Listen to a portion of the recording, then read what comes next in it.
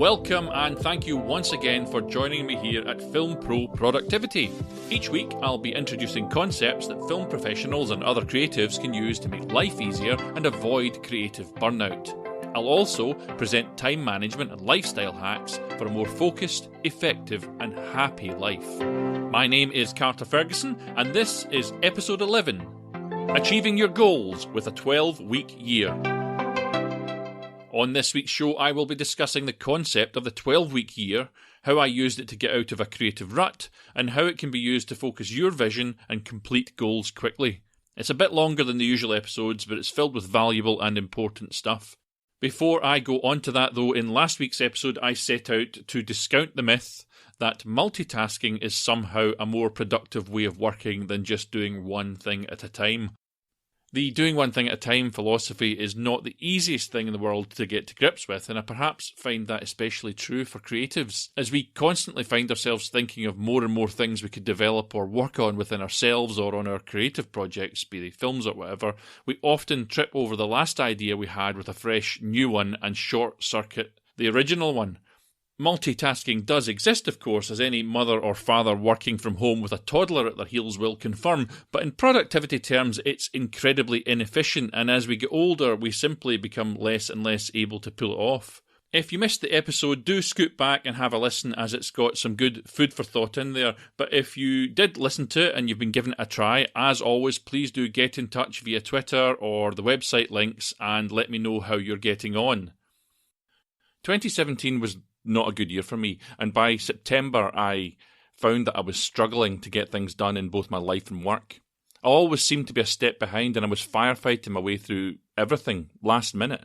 That's if I got things done at all.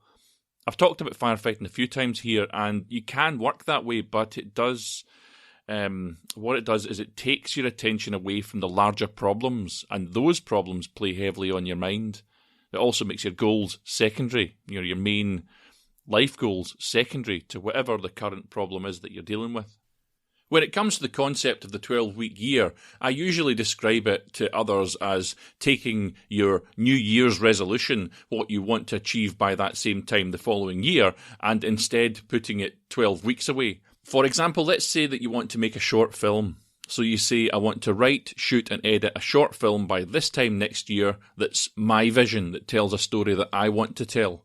Or you want to learn how to edit by this time next year, or you want to make a change in career by this time next year, or you want to lose a few pounds, or here's one, you want to launch a podcast by this time next year, and instead of saying by this time next year, the traditional way, you instead put that goal just 12 weeks away. So a 12-week year simply takes the focused energy at the start and end of a New Year's resolution, the first 6 weeks and the final 6 weeks of the year, and misses out the middle bit, the 9 months of the year where you got distracted from your vision. It focuses your time and energy and makes achieving your goals a real possibility. Earl Nightingale says that people with goals succeed because they know where they're going, unquote. My goal when I set up my first 12-week year was to clear the decks of incomplete projects, unfinished personal matters and promises to help others out within that time, and I largely succeeded. I successfully killed off projects that were going nowhere, completed tasks that had been lying unfinished for, some of them years, and I either endlined or escaped from all but 2 other matters. One was a project I'd been dragged into and that the producer simply wouldn't let go, and I found myself in the end really out of politeness agreeing to extend my involvement. I shouldn't have done it, but I did.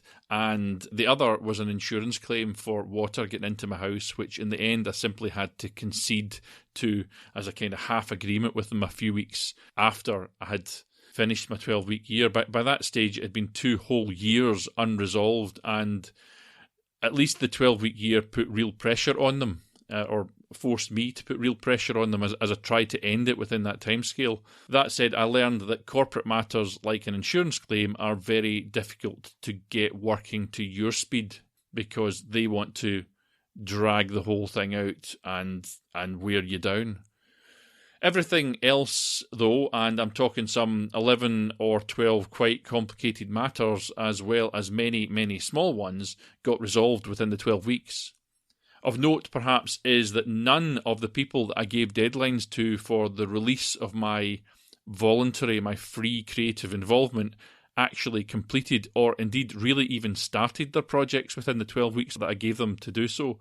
I told them all when I started the 12-week year that these projects you've asked me to be involved with, you've got 12 weeks to make them happen. And they were like short films and things like that. They should absolutely have been able to do them. They were creative projects which I can only assume were started by people on a whim though. And they'd called me or invited me on board, and this was before I taught myself to say no, by the way, but they never went anywhere. It's not that they couldn't keep up with the pace that I set. They couldn't even take the first step into a pace. There was no pace. I'd been giving up mental energy to these projects for a number of months and years, some of them, when the people who apparently were driving them were really just waiting for me to do them for them. That realisation and my higher level self's acknowledgement of it made saying no to future involvements like that a hell of a lot easier.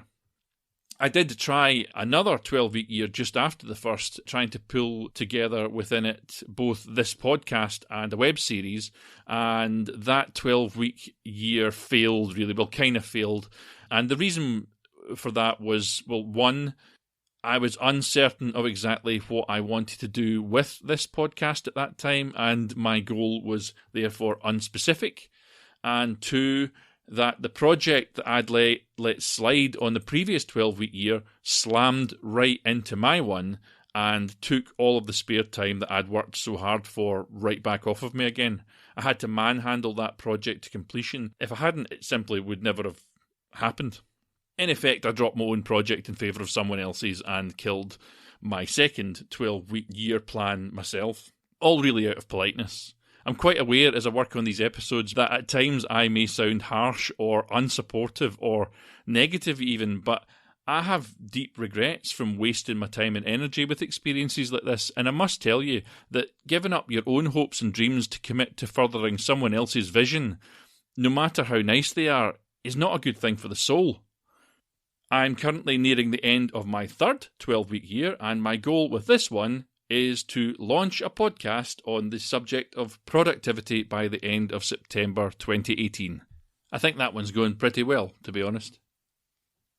The 12-week year is a productivity system created by BRIAN P MORAN and his business partner MICHAEL LENNIngTON, outlined in a New York Times best-selling book, link in the show notes of course, and an accompanying website of the same name, that debunks traditional goal setting using annual goals as an ineffectual goal-achieving approach.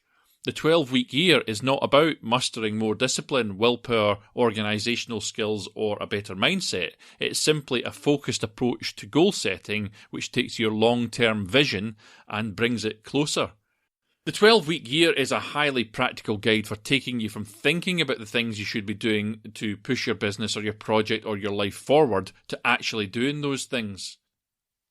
The next section that I'm going to go through here is based on an article by Carrie Dills called How to Squeeze a Full Year Out of 12 Weeks, and I did a good deal of additional research on this episode, and I really liked some of her conclusions. She says that there are 4 stages or elements to a 12-week year, and the first of those is that you must set pillar goals. Now, I've kind of avoided getting specific on goal setting so far in the season, but the time has come for you to start thinking long term. The whole point of high level thinking is to intelligently move yourself towards your own goals, be they short or long term, and you need to start thinking about it if you haven't done so already. The question really is this: what is your long term vision for your life? And if that question's too big for you, then why don't you just ask yourself, where would you like to be in 10 years' time in your life? Would you like to be debt-free? Would you like to have started a family? Would you like to achieve a certain salary or own a holiday home or have your career move to a significant other level? Whatever it is, that will be your pillar goal. And you can take your time with this and get to grips with it. I'll revisit goals again and again on this show. For now, the idea is to pick 2 or 3 core goals for each 12-week cycle that serve this larger vision that I'm talking about here. And did you know that if you write a goal down, the probability of you doing it goes up 80%? So write a compelling vision of the ideal future that you're working towards, and do write it down. Carrie goes on to say that the second stage is to get rid of annualised thinking. For example, imagine getting a month's worth of progress done in 1 week, or a week's worth of progress in 1 day. Think critically about the tasks that are truly most important to your goals and spend your time on those things. That's the prioritising episode that I covered earlier on, obviously. Go right back and have a look at it, or have a listen to it, I should say, if you haven't already. And ask yourself, what can I focus on in the next 12 weeks that are in service of my pillar goal? Plan the daily or weekly tasks that serve those 2 to 3 primary goals, and if your daily activities aren't supporting those goals, then you're doing the wrong thing. Create habits to make taking regular action as easy as possible. Here's some examples that serve my current goal of creating this podcast. Create the website that supports the podcast, learn how to submit to iTunes, create test episodes to learn from. And how have I tackled these? Well, I stopped my involvement in other people's creative projects in order to focus on my main goal. I tried 3 different WordPress designers, wasted time with them, and I eventually took over and built the website myself in Wix. I researched how to get onto iTunes by following YouTubers and listening to podcasts that talk about the subject. I also hired a friend with a podcast to advise me on creating this one, and I recorded tests on his advice and re-recorded episode 1, in fact, 3 times before I settled on it. I narrowed my focus out with the day-to-day work of Fight Direction, which is incredibly busy this year, I must add, and I focused only on my podcast goals in my spare time.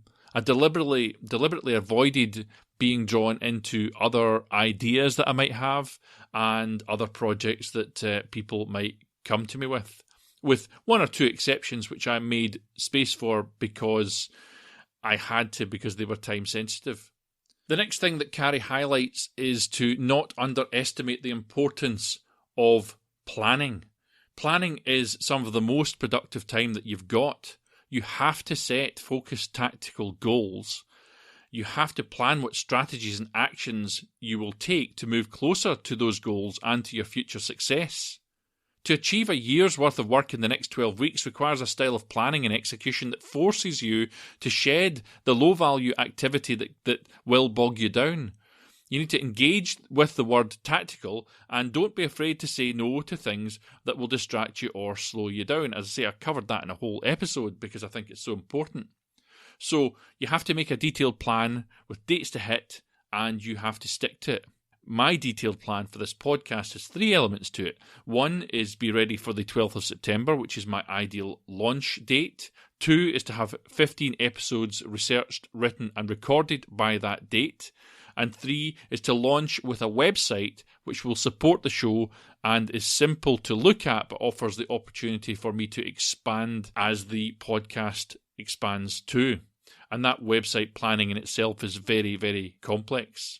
Part of my plan was to get up early between 5:30 and 6 a.m. To get at least an hour in of work and complete a little bit of work on the podcast really every day, even if I'm working a very long shoot day, which would have me normally leaving the house at perhaps 7 a.m. and returning at something like 7:30 or 8 p.m. And as I get nearer to the end of this, I find that I'm doing even more than that by slotting work on the podcast into every spare moment that I can find in between risk assessments, travel and flights. The last thing that Carrie says or reminds us of in this system is that you should keep score, and she recommends that you keep your goals SMART, which is, of course, and I'm sure you'll have heard this one, specific, measurable, actionable, relevant and time sensitive. If you can't measure progress, then how are you going to know how you're doing? Keep score so that you know what's working and what's not, so that you can make adjustments along the way. That enables you to celebrate the wins and consciously identify problem areas. Here's some common problems that you might face along the way. The number 1 mistake that people make is to try and do everything at once. You really have to start with one thing and do it well. And once you get a few wins under your belt, you'll gain skill and confidence with the system, and you'll be able to achieve even more. The second common mistake is not having a strong enough why. You absolutely must have a compelling personal vision. This is the why behind what you want to accomplish and achieve. It provides the motivation to follow through and take action, even if you don't feel like it. Don't get caught up trying to please someone else or copy someone else. Find your own why. And the third common mistake is not tracking your actions. This is important because you are what you repeatedly do. You're always building habits, either by intention or by accident. Tracking is a daily reminder that you're growing. The last common mistake is going it alone. If you're serious about achieving goals, the best thing that you can do is tell others about it. There's an African proverb that says, if you want to go fast, go alone. If you want to go far, go together. So share your vision and goals with a friend or colleague and make yourself accountable to them. In the productivity world, there's something called an accountability partner, and that's kind of what I'm talking about here. Somebody who will hold you accountable for what you say you're going to do. I'm sure if you put some effort into it, you can find someone, in fact, that might have their own need to do a 12-week year. What I would say, though, is that let them have their vision and their year, and you have your vision and your year. And yes, tell each other what you're doing, but don't get involved in theirs, and don't let them get involved in yours. Take it on yourself. That's my personal advice there. BRIAN P Moran says in the 12-week year that the number one thing that you will have to sacrifice to be great, to achieve what you are capable of, and to execute your plans is your comfort. Committing to and completing a 12-week year is really pretty difficult, if I'm completely honest. But if you can get through it and not get distracted, you will achieve a hell of a lot. I present this episode as I know just how powerful it is, and I absolutely believe in it. The 12-week year book is absolutely fantastic, and although I've gone into some detail here with an exceptionally long episode as mine go, the book covers this topic really very, very well. So follow the link in the show notes and get yourself a copy. It's got so much value in it that I've really just had time to touch upon here. And in the interest of honesty, I want to throw in that I have to admit that I have deliberately put back my launch of Film Pro Productivity from the 12th of September, where I'd set it to a bit later in the month. And the reason for this is that I'm directing fight sequences simultaneously on 3 different television shows now, and one is on the island of Shetland at the top of Scotland, one is on the Isle of Skye to the northwest, and the other is in central Scotland in Glasgow. I simply can't make my own launch date as I have to follow the work. If I launched on the 12th, which to be honest I can, then I would not be able to promote it because of the amount of travelling that I'm doing. So I've delayed it a little to gain a lot, but I still would regard this particular 12-week year as immensely successful. Karen Casey says, one part at a time, one day at a time, we can accomplish any goal we set out for ourselves. And I think that catches the heart of the 12-week year concept. I hope that you found this episode useful and inspiring. And I'm not going to suggest that as a call to action for next week you begin a full 12-week year. All I ask is that you think about it and how it could work for you and start deciding on your life and work goals. That's enough for now. Next episode, I'll be talking about time wasters and how to deal with them, and I'll try and make it a shorter episode, I promise. For now, though, thanks so much for listening, and I urge you to take control of your own destiny, keep on shooting, and join me next time on Film Pro Productivity.